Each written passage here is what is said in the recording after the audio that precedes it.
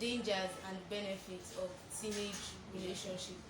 And today we have a special guest with us. It's not a visitor actually, it's our dad. So and he goes by the name Pastor J.O. Adekene.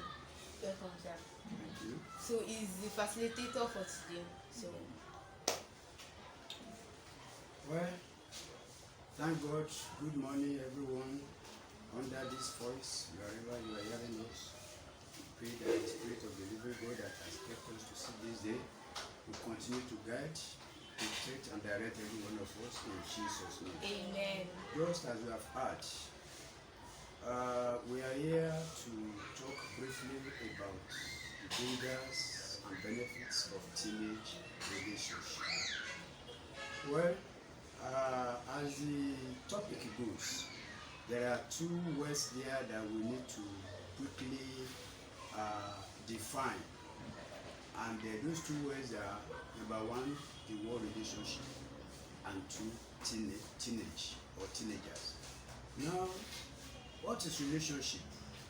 Relationship simply means the way in which two or more people do things or are connected together, or the state of being connected by two or more people. And I can categorically say we have about 5 relationships, but there are so many. But I only want to mention 5 types. We have family relationship, we have friendship relationship, we have acquaintanceship relationships, and we have romantic relationships. And then there are 5 also important things that are embedded in the relationship. There are so many of them through the, but I only want to limit ourselves to 5 now. And those important things are 1, love, respect, trust, openness, and passion. You see, we need to also talk about the purpose of relationship, because you cannot just go into certain things without having some purposes attached to it. The purposes of relationship are so many, but by and large, relationship comes into being to build up and maintain certain social structure. Certain social structures. So there are various, or there are many social structures, but definitely I will pin the topic down to just about 2. So relationship is about building up social structures which leads into friendship and eventually leads into long time or lifetime relationship called marriage. Then let us look at the word teenage or teenager. Simply put, this includes young boys and girls of certain age group. And just as the word says, when we look at the alphabets, we goes to a level where we'll be getting to 13, 14, 15, 16, 17, 18, 19. So people in that age bracket can basically be referred to as teenage or teenagers. Those are in that category. However, sometimes it might come down to people of about 12 years or 11 years, depending on their physical structure and their level of exposure. At the same time, it can even go ahead or go over to people of about 20 or 21, 22. However, I want to see the whole people in this bracket as teenagers. Now, teenage relationship. Teenage relationship is a major part of growing up, or as these young boys and girls find themselves in a community of new people, either in the church or in the school or in their places of vocation. So it's a part of growing up process, because in life we go through various stages. A boy, or let me say a baby, will grow up to become a toddler. A toddler will become a young boy or a young girl, at a certain age they will be getting to that age of teen, and then as they are going in age, definitely certain features also comes up physically in their body, and when these features comes up, it brings about new mentality about themselves, new awareness about themselves, and as they are getting this new awareness and mentality about themselves, they are also getting new attractions from other people, like opposite sex or people of the same sex, and that also brings them to a level where they begin to form alliance through friendship in relationship with one another. Then should teenage relationship be discouraged? To me, I would say capital no, because like I said earlier on, is a major part of growing up, and as they are growing up in ages, as they are growing up in physical bodies, as they are growing up in pursuit of life, they will be meeting with various sets of people from another background, and whether they like it or not, the new environment they belong to will make them fall into new relationship, especially in the school, because no matter how you operate in groups, it's either in classes, it's either in hostels, it's either in the sporting fields and all the rest of it, you still meet with one group or the other. So they need this relationship to foster better their level of understanding about life, their level of understanding about how to co-opt with people from various backgrounds, various ideas, various beliefs, various opinions, so that it will help them in their later part of life when they come into the larger society to be able to live amicably with everybody they find in their surroundings. Then number two thing, it enhances self-esteem and popularity among themselves, because what we mean by self-esteem is that when you relate with one another, then there's a kind of inbuilt talent that God has already put in you, and by the time you exhibit it with one another, with your colleagues, with your peers, then they say, ah yes, this guy has done something so good, this guy has done something so good. So that appreciation will bring about self-esteem, that yes, I know I have certain things in me. Then number three things is endow social competence and status, because when you are being appreciated for doing certain things by your peers, then you have some kind of status that anywhere you are, you can really showcase yourself that yes, I am here, and then it makes you relevant even among other people, and then those who have seen what you have done and gives you appreciation will recommend you to another set of people. Then it increases feelings of self-worth and protection against feelings of social anxiety.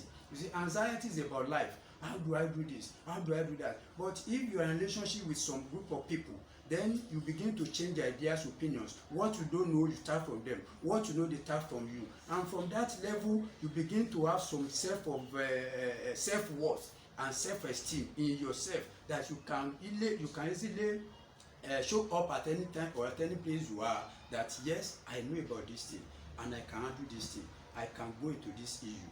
And it will also increase our social status. Then it increases feelings, okay, I've said that. It enhances our skill acquisition, because when you interrelate with others, what you don't know, you learn from them. What you know, you teach them. So it makes you to acquire new acquisition, new knowledge, new ideas about even concerning languages, because you can learn languages from friends, from colleagues, from people you have relationship with. You can learn new ideas, you can learn new technologies, because when somebody is doing something, will be motivated and say, how do you do this thing? Let me also see if I can try. And say, okay, you can do it now. Nobody, and it's an added advantage to whatever we have gotten and what we are still going to get. Then it leads to dating. You know, dating, that is at that level now, we are going into another level of relationship. Because when you now go into dating, that means you are now having some opinion within you that maybe this guy or this boy or this lady or this girl is somebody that I can share the rest of my lifetime with. Then from dating, you now go into what you call life or long time relationship of marriage or matrimony.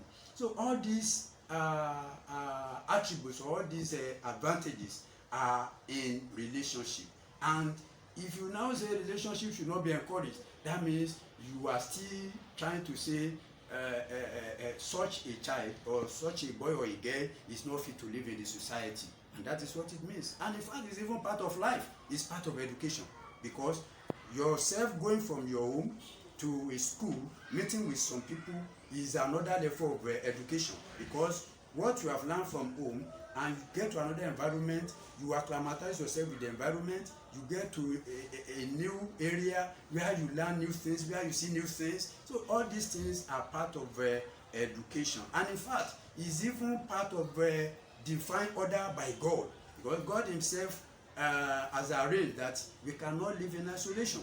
We just need somebody. We cannot live like an island. We need somebody to be with us as a partner, and that was why God himself devised the matrimony, the institution of marriage at the beginning of ages.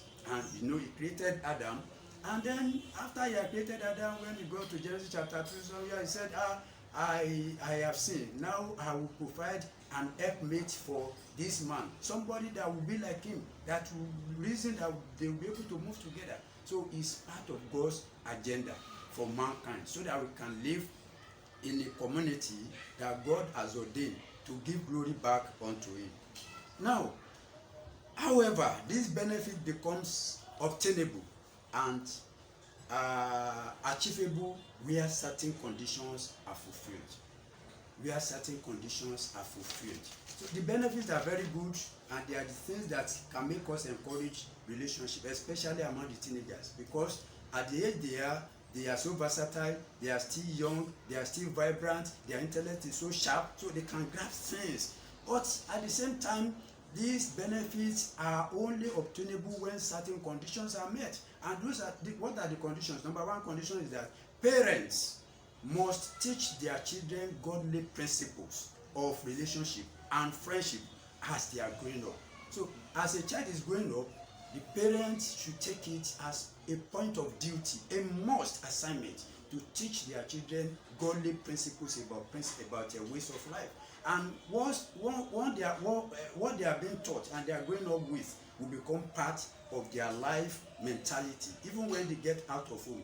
And that is what Proverbs 22 verse 6 says, they teach a child the way that he will go, and when he grows up, he will not depart from it. So it is essential that parents must take it as a point of duty. That is part of what we call parenting. It's not just giving birth to a child, it's a matter of parenting him, tutoring him or her, directing him, monitoring him, counseling him, talk to him. And then number two thing, parents must create an open and non-sentimental communication channel. Mind my word, very, very open and non-sentimental communication channel between them and their children. And that means you must allow your children to be accessible to you every now and then. No matter how serious or how tedious our schedule is, we must give room for our children so that they can talk to us 24/7. Because as they are growing, especially at that teenage age, they are in age of crisis. It's an age that we call adolescent age. Because as at that time, these ones still see themselves as an adult already, and the parent will begin to relate to them as children. And then the orientation they have gotten from outside, when they left home, either in schools or in the community or anywhere, they begin to see how they can practicalize it. And the parent will be saying, no, you are not too mature to go into that. No, it is not just condemning it. It is a matter of opening a very open and non-sentimental channel of communication, so that you can talk, you can relate, you can discuss as friends. So it will now guide them better in their relationship when they get outside the home. Then number three thing, the parent and guardian should speak with free but frank mind about sex education to their children. You see, it is very essential. In those days, talking about sex was seen as taboo. But in the age we are now, where internet and free information flows everywhere, then your children that you say should not know anything about sex will get to know about it when they get to school or when they have friends outside. So it is essential that parents now should ensure that they make it as part of their education or counseling or discussion with their children from time to time, that this is the way sex goes. This is age that if a child or if a lady goes into sex relations with a boy, definitely another thing can happen.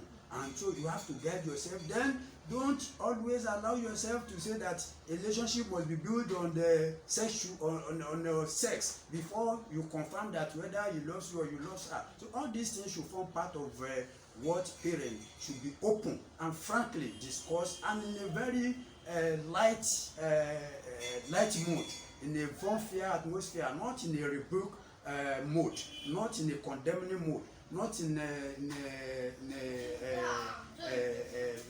way of trying to chastise him or her, but to let him realize the depth of the love you have for him or her, the depth of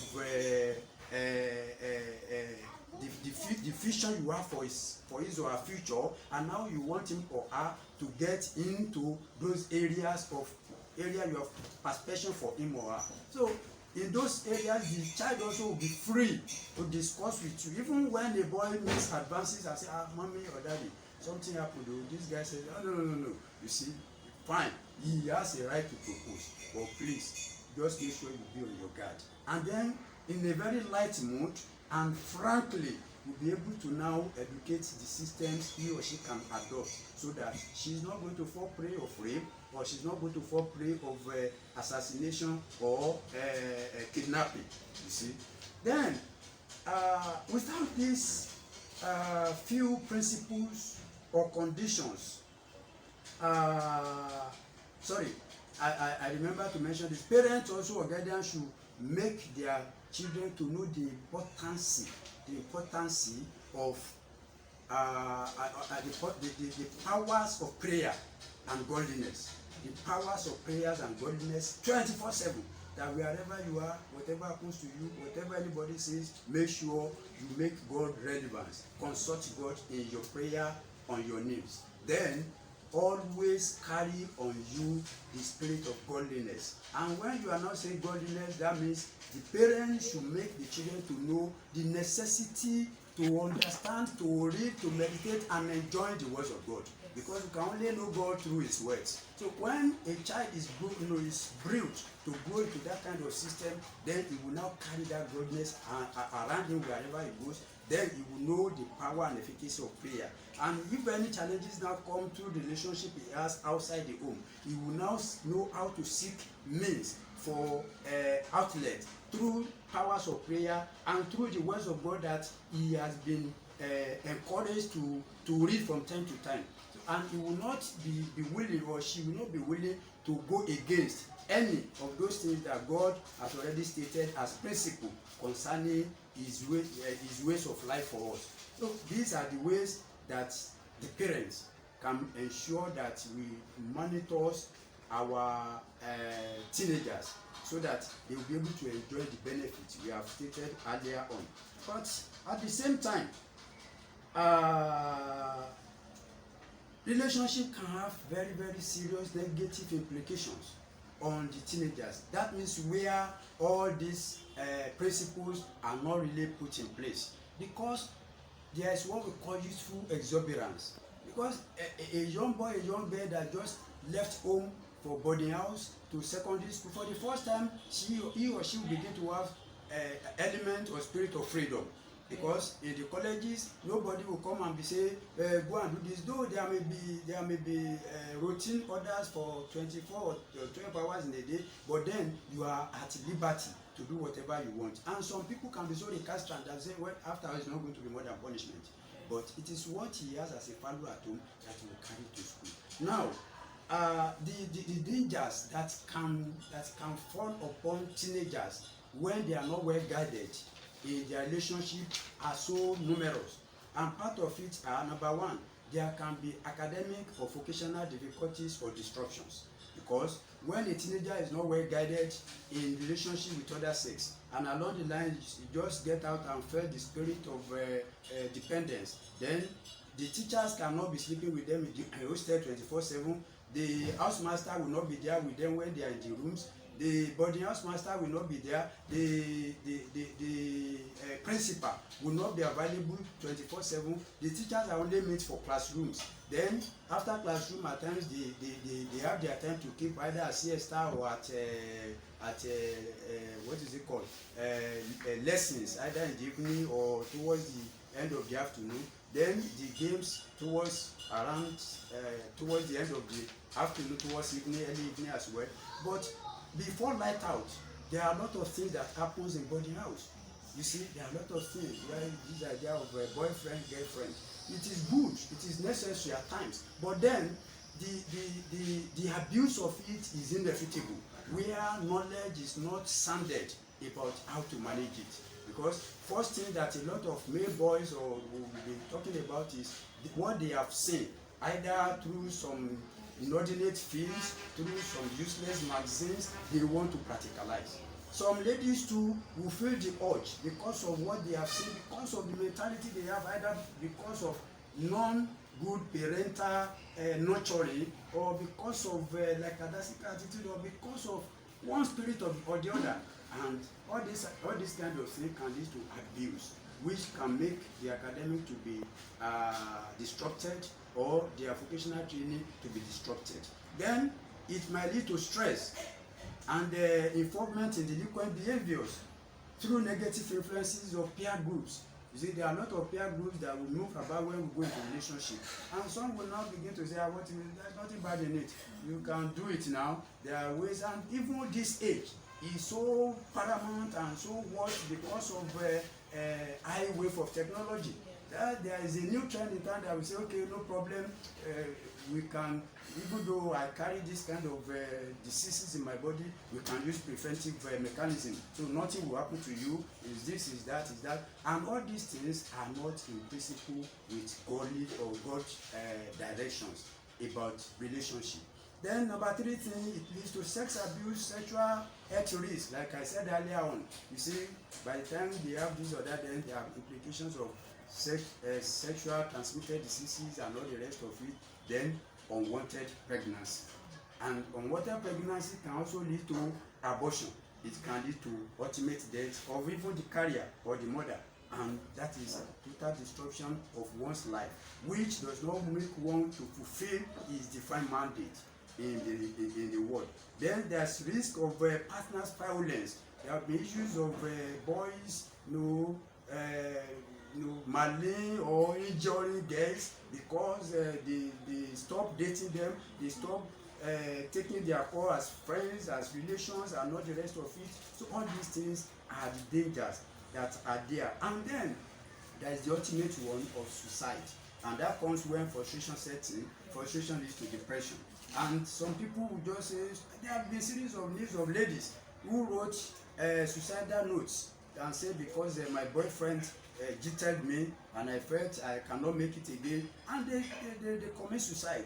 There are a lot of them like that who are killed just because of they say somebody disappointed me, somebody cheated me, even when they are not yet ripe for marriage. Yet they are still in school, they are still studying, and yet they allow frustration to lead them to depression. So these are the things that happens when teenagers are not well guided in their relationship.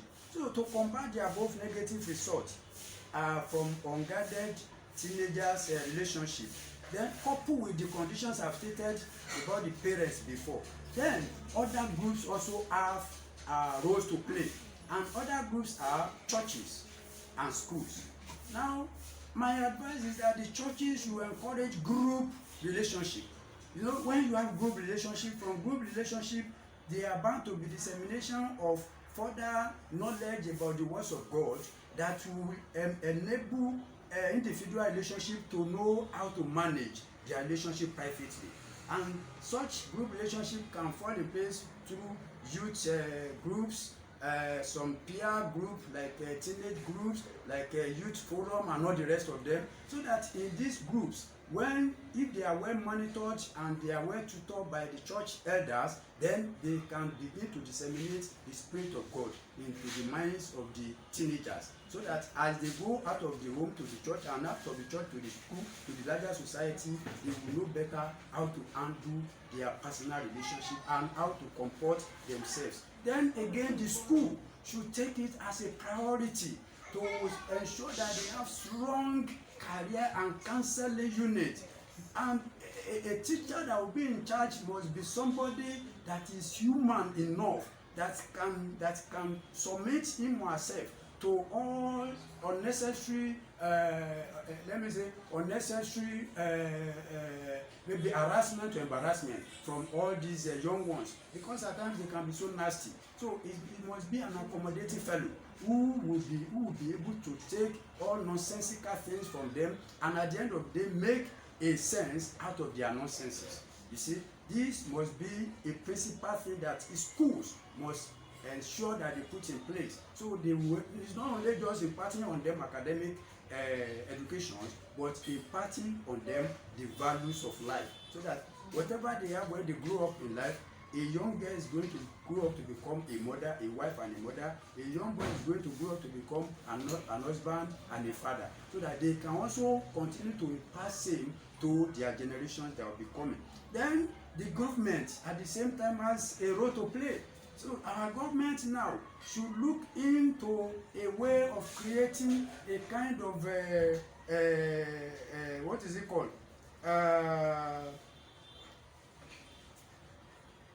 Skill acquisition centers, where teenagers can come around to take new skills, new ideas, and then vocational training or orientational training centers, where they can begin to give unto youth, the teenagers, teachings, lectures, ideas about relationship, how they can comport themselves individually, how they can manage their relationship corporately. So we are all to gather together as one body to ensure that we put orderliness into our society, because the young ones, the young girls, the young ladies who are in teenage ages, they are going to grow up into adults, and whatever they have in them today, whatever is imputed to their system, will be the reflection of what they will exhibit when they become adults.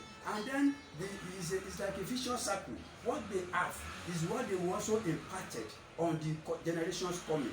And if we now want our society to become orderly, then we need to learn or to know what type of values we put on our teenagers, and that will now showcase the kind of society we have. The world generally today is becoming decaying, because though the churches are becoming so many, yes, but the spirit of God is not well abound in many churches, because a lot of churches are now being formed up because of stomach calling and all the rest of it. But by and large, they are still true churches of God. And these true churches of God, the only thing we can do is to intercede in prayer that every satanic churches, every churches of